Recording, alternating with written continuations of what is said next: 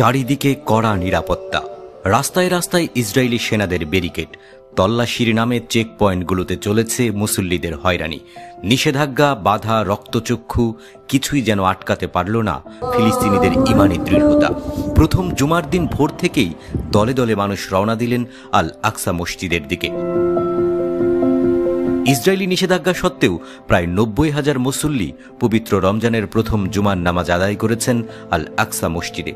কিন্তু এ সংখ্যা হতে পারত আরও কয়েক গুণ বেশি, কেননা হাজার হাজার ফিলিস্তিনিকে দখলদার সেনারা আটকে দিয়েছে জেরুজালেমের প্রবেশপথে চেক পয়েন্টগুলোতে।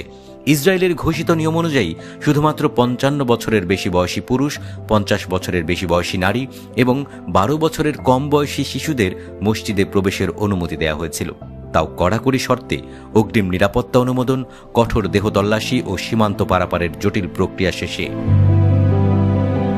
তবে এসব নিষেধাজ্ঞা উপেক্ষা করেই আল আকসায় সমবেত হয়েছেন হাজার হাজার মুসল্লি।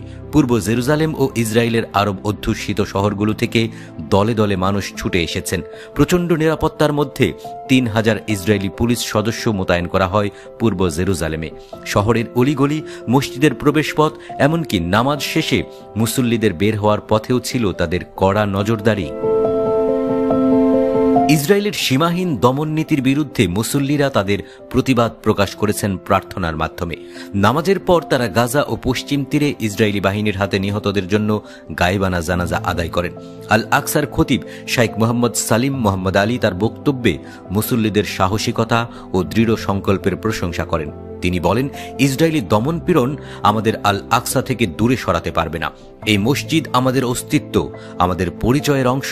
একে রক্ষা করা আমাদের ইমানি দায়িত্ব। অক্টোবর ২০২৩-এ গাজা যুদ্ধ শুরু হওয়ার পর থেকে ইসরায়েল ফিলিস্তিনিদের আল আকসায় প্রবেশের উপর কঠোর নিষেধাজ্ঞা আরও বাড়িয়ে চলেছে।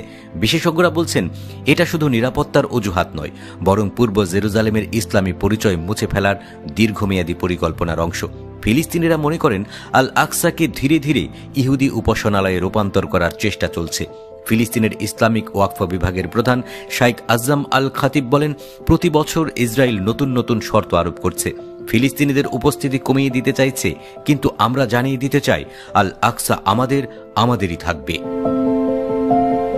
আল আকসা ইস্যু কেবল ফিলিস্তিনের নয়, এটি পুরো মুসলিম বিশ্বের আবেগের কেন্দ্রবিন্দু।